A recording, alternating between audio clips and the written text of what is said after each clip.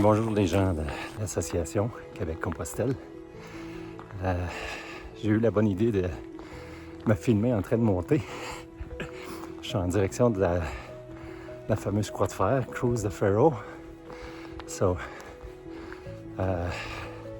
vais prendre 2 minutes pour remercier l'association pour m'avoir si bien préparé. Je suis tellement content d'être ici. Puis je voulais surtout prendre le temps de remercier il y a Roger, Alain, puis Jean-Marc en particulier, pour ajouter à ça aussi André. Vous avez été pour moi des modèles masculins que j'ai pas beaucoup dans ma vie. Puis c'est important d'avoir des modèles. Puis vous avez été bien inspirants pour moi. Fait que je voulais vous remercier. Je sais que Roger et Alain ne sont pas tellement ces technologies. Fait que je vais sans doute passer par Jean-Marc, m'assurer que ça se rende jusqu'à vous deux. Alors merci beaucoup. Je continue mon chemin et je suis tellement heureux. À bientôt.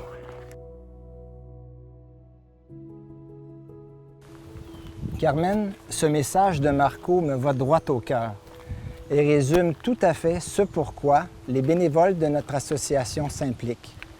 Bien sûr, on aide les gens à se préparer adéquatement, mais ce que l'on souhaite avant tout, c'est qu'ils vivent pleinement l'expérience de leur chemin et qu'ils en retirent du bonheur et de la reconnaissance. Ah, effectivement, René, ça me touche tout autant, car il reconnaît l'importance de la mission de l'association et des efforts déployés de nos bénévoles pour bien les préparer pour Compostelle. Mon nom est René Roy.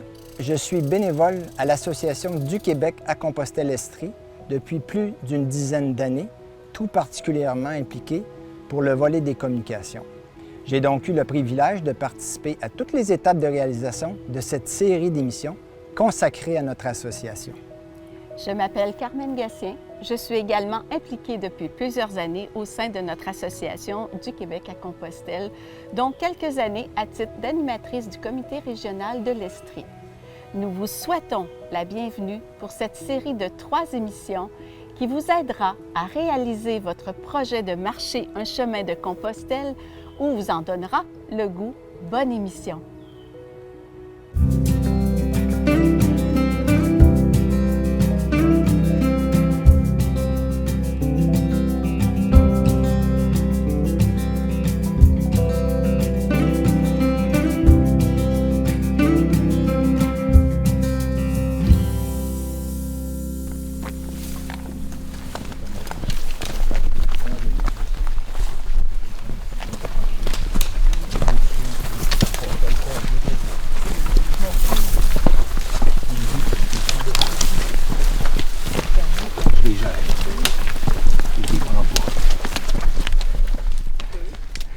Quel sentiment dernière journée? Ben, c'est drôle de s'imaginer que c'est déjà fini. Parce qu'en 5 jours, on a créé un esprit de groupe assez extraordinaire. Là. Puis c'est comme la magie de la marche, j'imagine, là, mais on se connaissait pas, la plupart. Puis là, on a l'impression qu'on fait partie de la même famille. Oui, c'est ça. L'Association du Québec à Compostelle est un organisme à but non lucratif. Fondée en l'an 2000, elle a pour mission d'accompagner les personnes désireuses de faire un pèlerinage. Le tout accompagné de plusieurs bénévoles expérimentés qui désirent partager leur vécu avec toutes les personnes qui désirent se former pour aller faire cette belle escapade en Europe. Cette série de 3 émissions vise à montrer, mais surtout à faire vivre les étapes et les obstacles à franchir pour les adeptes de la longue marche. On vous présentera toutes les ressources qui sont mises à leur disposition, mais surtout, on vous parlera de la passion des bénévoles qui animent notre association. Et sans oublier toutes les activités qui sont mises à la disposition des personnes qui caressent le grand rêve de Compostelle, autant pour s'en convaincre que pour s'y préparer. Donc voilà pour le Camino Frances. Maintenant, deuxième chemin dont je vais parler, c'est le chemin du Puy, le GR65. C'est un chemin qui part donc du Puy-en-Velay en France et qui va se rendre jusqu'à Saint-Jean-Pied-de-Port. Qu'est-ce que ça donne les bâtons? Les bâtons sur une distance de 24 km, ça va vous économiser environ 30 d'énergie. Parce que la botte va vous offrir plus de support, en fait, au niveau de la cheville. Si vous avez plus tendance à vous tordre la cheville, à vous blesser, faire des faux pas, vous allez préférer la botte à la chaussure. Ce qu'on veut, peu importe le type de sac qu'on a, c'est que le sac soit collé au corps. Et pour ça, ça demande un ajustement très, très fin. Donc, on va vouloir que ça ici soit collé. Alors, pour ce faire,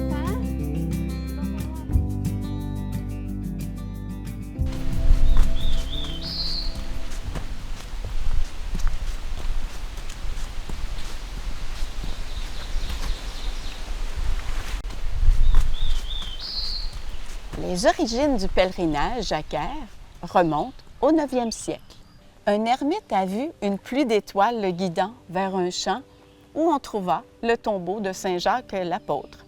C'est le champ d'étoiles, c'est le Compostela, d'où provient le nom Compostelle.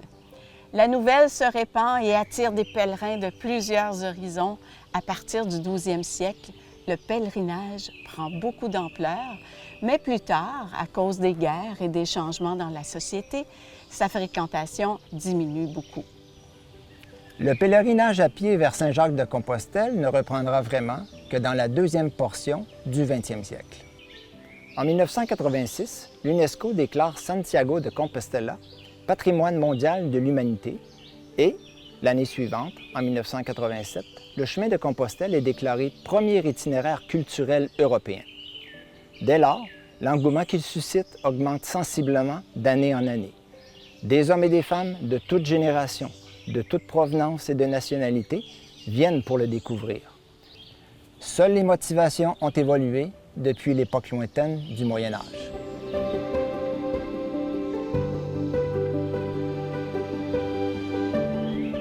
À la fin des années 90 au Québec, il y avait peu de ressources et c'était mal structuré pour ceux qui voulaient aller marcher et entreprendre une expérience unique sur les chemins de Compostelle.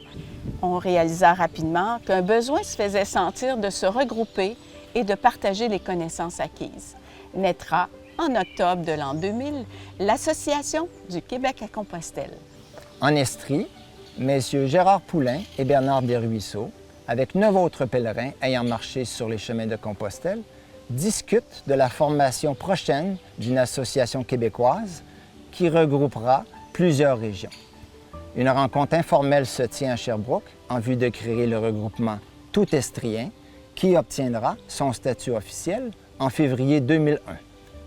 Dès ses débuts, l'association s'est aussi dotée d'une charte destinée à orienter et maintenir l'action de ses membres. Elle définit d'abord la mission qui la distingue: soutenir, accompagner les pèlerins dans leur démarche, avant, pendant et après le pèlerinage vers Compostelle. Ensuite, la vision, porter l'esprit et les valeurs du chemin à leur plus haut niveau dans toutes nos activités. Puis, elle définit les valeurs: ouverture, générosité, simplicité. La structure de l'organisation sera établie en bonne partie la première année.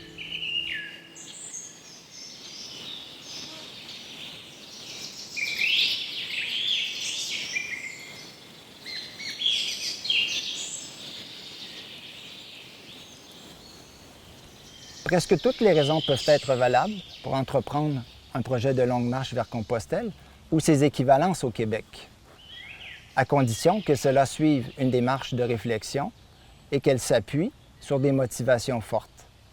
Ce n'est pas une bonne idée de partir sur un coup de tête pour réaliser un tel projet, sans d'abord en avoir mesuré les impacts, les étapes de préparation et surtout les conditions de réussite. C'est quoi au juste qui se cache derrière ce rêve un peu fou, hein? Simplement le goût de suivre le rythme de nos pas pour plusieurs semaines sur un chemin au Québec ou en Europe, pour une quête personnelle, pour nous dépasser, pour nous inspirer, peut-être même pour connaître l'histoire tout simplement, ou bien pour une démarche intérieur. Peu importe ce que cela sera, la réponse doit venir de soi et s'ancrer sur une ferme intention. Le premier compostel, je l'ai fait en 2015. Puis quand j'ai fait mon compostel en 2015, c'était un peu comme certains des gens qui m'ont parlé ici. J'avais des choses à régler, puis j'avais besoin de passer du temps avec moi-même. Alors j'ai fait du Puy-en-Velay jusqu'à, je pense, Montréal. Moi, ce qui m'importe aussi, c'est qu'avant de partir, j'étais plein d'inquiétudes, plein de difficultés de savoir si j'étais en mesure de le faire. Parce que pour moi, faire un chemin de Compostelle, c'est de se retrouver avec soi. Puis à un moment donné, j'ai défini mon chemin avec des étapes, tout ça. Je me disais, bon, je vais être capable de le faire. Puis des gens m'encourageaient énormément à aller de l'avant là-dedans. Quand je fais le chemin, le chemin de Compostelle, j'ai 3 buts essentiels. C'est de voir des beaux paysages, première des choses, parce que je suis une grande voyageuse. Ensuite, c'est le but, c'est de réaliser le défi de marcher de longues distances tous les jours, parce que je fais pas ça tout le temps. Puis c'est de rencontrer des gens aussi. On rencontre toujours des gens extraordinaires avec qui on garde contact souvent. Et là, je fais Porto, Santiago, je l'ai fait avec ma fille. Au départ, c'était important, on trouvait, de clarifier comment on le faisait, pourquoi on le faisait. Alors, on s'est entendu sur une chose, on ne refait pas notre vie, on vit un nouveau moment. C'était différent parce que c'est sûr, quand ils prennent même des fois des petites affaires, ta fille, quand tu m'avais dit ça, puis là, on ne voulait pas partir là-dessus. Ça a parti quand même un peu des fois, mais ça va. Mais, parce que les gens m'ont dit, tu as fait 3 voyages, oui, parfait, 3 chemins de Compostelle. Quel que tu as le plus aimé? Moi, j'ai l'habitude de dire, ça dépend de ce que tu as entre tes 2 oreilles quand tu pars. Comment tu le prépares, comment tu le fonctionnes, Si ça, c'est ce qui t'anime, l'énergie que tu y mets et tout ça. Et puis ça dépend aussi du cadre ou du moment de vie dans lequel tu es.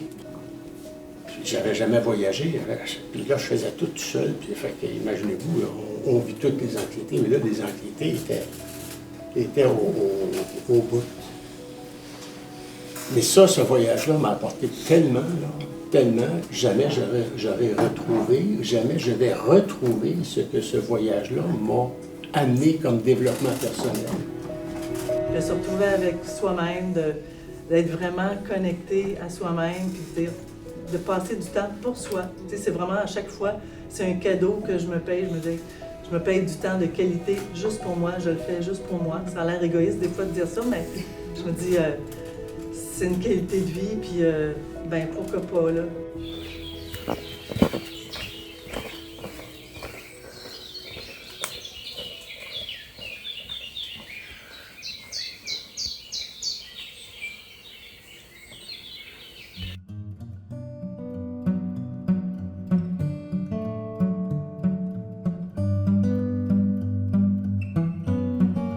Une activité phare au sein de notre association est sans contredit la journée de préparation.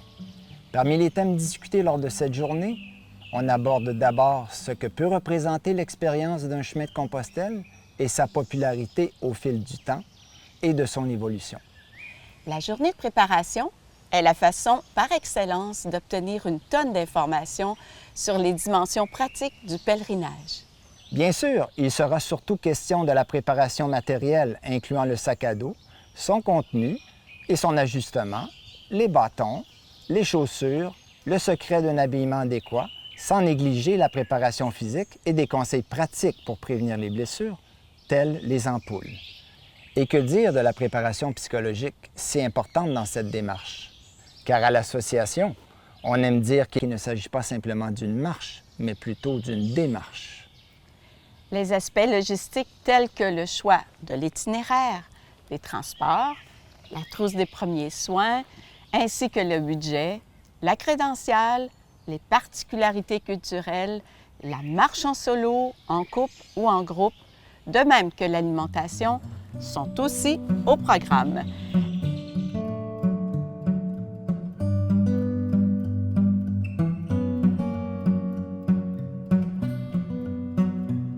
premier volet, c'est comprendre que représente une marche de longue distance sur plusieurs jours.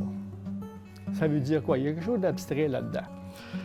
Donner des outils pour une bonne préparation, donner des outils pour prendre soin de soi sur le chemin et non pas débuter son chemin quand on arrive, mais poursuivre son chemin. Je vais parler pour une personne qui est sédentaire, qui veut aller faire Compostelle, mais que ce n'est pas un marcheur, ce n'est pas une marcheuse. Donc, ce qu'on va lui recommander, c'est de 6 à 8 semaines avant, commencer à marcher progressivement 1 heure par jour, avec son sac à moitié, le poids à moitié. Quand tout ça va bien, là, on peut prendre quelques journées puis marcher 1 heure et demie. 1 heure et demie, ça représente environ 8 km et demi. Quelques journées monter à 10 ou 15 km pour habituer notre corps. Et quand on se sent prêt, là, c'est 3 jours d'affilée. 3 jours d'affilée environ de 20 km. Avec notre sac, plus rapidement possible avec tout le poids de notre sac et avec tous nos vêtements qu'on va porter sur le chemin. Ça veut dire qu'on va valider. On pense que nos chaussures sont parfaites, mais quand je les valide, je me dis « Ah non, ils ne font pas ces chaussures-là ». Un défi que je vous lance, quand vous allez faire vos 3 jours, utilisez uniquement votre sac à dos chez vous. C'est comme si vous êtes dans un gîte. Mais vous couchez dans votre sleeping bag, vous utilisez votre oreiller que vous avez dans votre sac, votre brosse à dents qui est dans votre sac, c'est elle que vous prenez pour votre brosse à dents électrique. Vous voyez là, et là, je suis persuadé que vous allez faire des changements dans votre sac. Vous allez vous l'approprier. C'est mieux de l'approprier ici que de l'approprier là-bas. Non, non. C'est ça, j'ai dit, ouais. Là, tantôt, je viens pour voir, puis ça ne fonctionne pas. J'ai un problème. Là, votre sac, c'est vraiment ce que vous allez avoir sur le chemin? Ou il en manque encore? Je dirais à 95 % j'ai ce que je vais avoir. Ça va? Oui. Je veux dire, oui, je suis assez trop lourd? surprise. Je suis très contente de mon sac. Okay. Je sens rien sur mes épaules du tout. Excuse-moi. Vraiment, c'est vraiment... quelque chose pour accrocher ton sac. Tu vois ton réservoir ici, tu peux l'accrocher. Ah, tu as ça ici qui est en dessous de ton filet. OK, regarde. Je l'accroche là-dedans. Comment je fais pour accrocher ça là-dedans? Non, exactement. Tu as ça, puis tu as une autre partie. Ah, ça ici, la petite corde. Vous voyez, j'apprends encore. Ben oui, c'est ça. C'est ça. À tous les jours, j'ai eu des petits trucs. Je pense que c'est de l'autre côté. C'est sûr que quand on n'a jamais fait une marche aussi longue que ça, il y a du stress. Avant de partir, ce qui est important, c'est de partir l'esprit léger, dégagé. Quand je mets la clé dans la porte, je suis prêt à laisser le quotidien derrière de moi puis mettre le pied sur le chemin, à la découverte.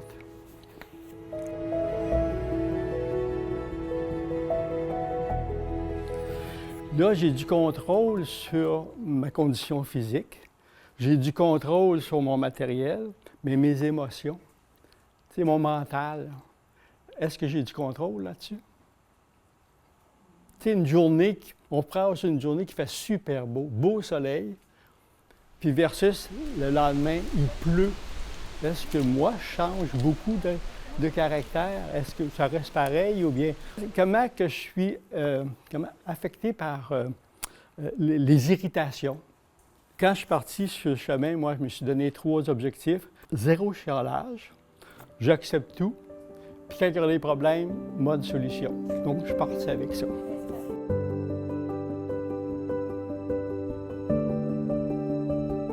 Donc c'est sûr, pour certains, c'est même l'expérience d'une vie, un projet de retraite qu'on a, donc on veut que ça se passe bien.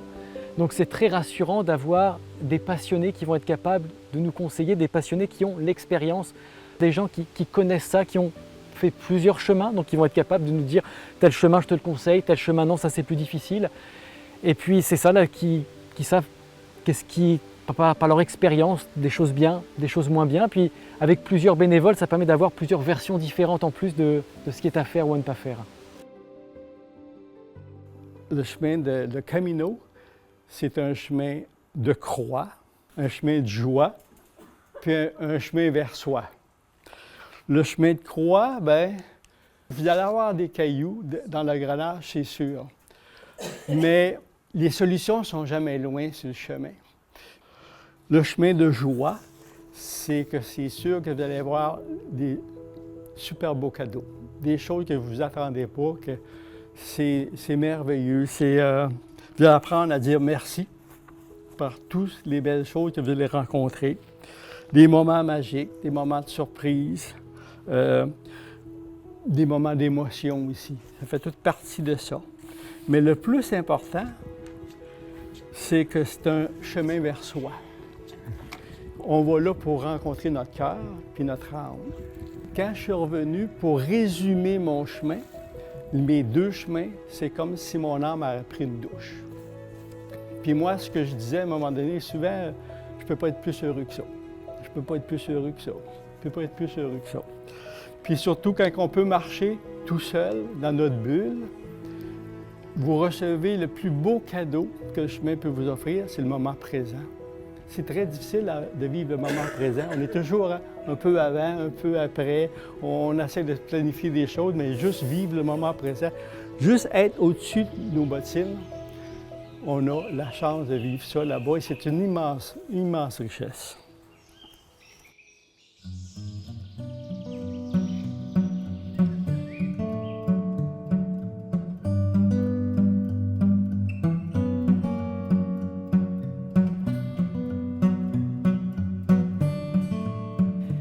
Les chemins. Il y en a énormément des chemins. Je ne vais pas parler de tous les chemins, ça prendrait trop de temps bien évidemment. Le Camino Frances, c'est donc un chemin qui va partir de Saint-Jean-Pied-de-Port en France pour se rendre jusqu'à Saint-Jacques-de-Compostelle en Espagne. Voici la courbe du dénivelé. Ce qu'on se rend compte, c'est que c'est tout sauf plat, le Camino Frances, et ce n'est pas uniquement les Pyrénées. Donc on part de Saint-Jean-Pied-de-Port. La première étape jusqu'à Roncevaux, c'est un 24 km, 1100 mètres de dénivelé. Maintenant, deuxième chemin dont je vais parler, c'est le chemin du Puy, le GR65. C'est un chemin qui part donc du Puy-en-Velay en France et qui va se rendre jusqu'à Saint-Jean-Pied-de-Port en France, tout près de la frontière avec l'Espagne. C'est un chemin qui est très rural. Il n'y a pas de grandes villes, il y a des villes de taille moyenne. Alors évidemment le Puy-en-Velay, Figeac, Cahors.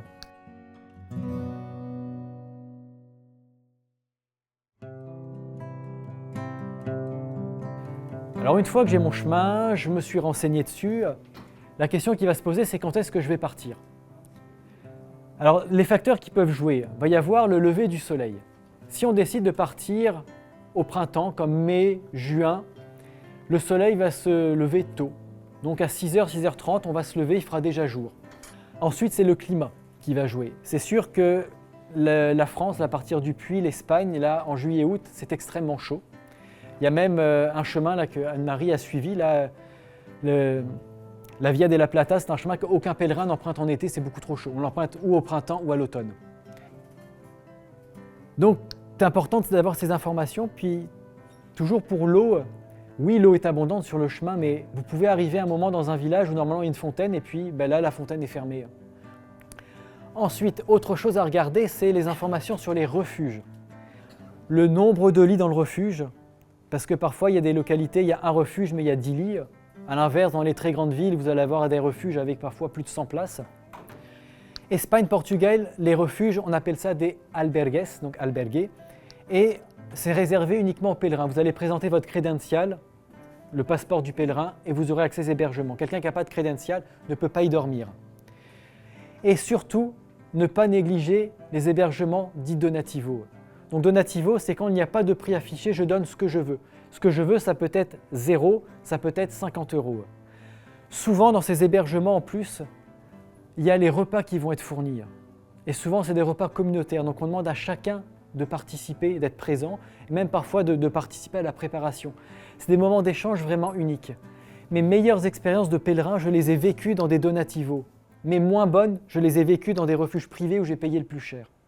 Il y en a une expérience que j'ai eue, c'était au Portugal. Je n'avais pas du tout prévu dormir là. Un pèlerin que j'avais rencontré m'avait dit que c'était bien, puis sur la route, je l'ai retrouvé, il s'arrêtait là. Il était tôt dans ma journée, ça faisait juste 15 km, il m'a convaincu de rester là.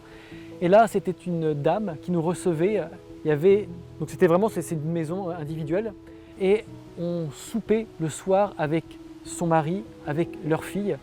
On était à peu près une quinzaine de personnes au total. On nous offrait le vin en plus, on nous offrait le porto, et ensuite la dame avec son mari nous ont fait des danses traditionnelles portugaises devant nous. Ça a été un souvenir extraordinaire. C'est ainsi que se termine cette première émission du Québec à Compostelle. Dans la prochaine émission, on poursuit la préparation en vous parlant du sac et de son contenu, et on parle de la préparation à la marche au long cours. D'ici là, n'hésitez pas à aller sur notre site Internet sur lequel vous trouverez des tas d'informations sur la préparation et tout ce que l'on vous propose pour cela. À bientôt, Buen Camino!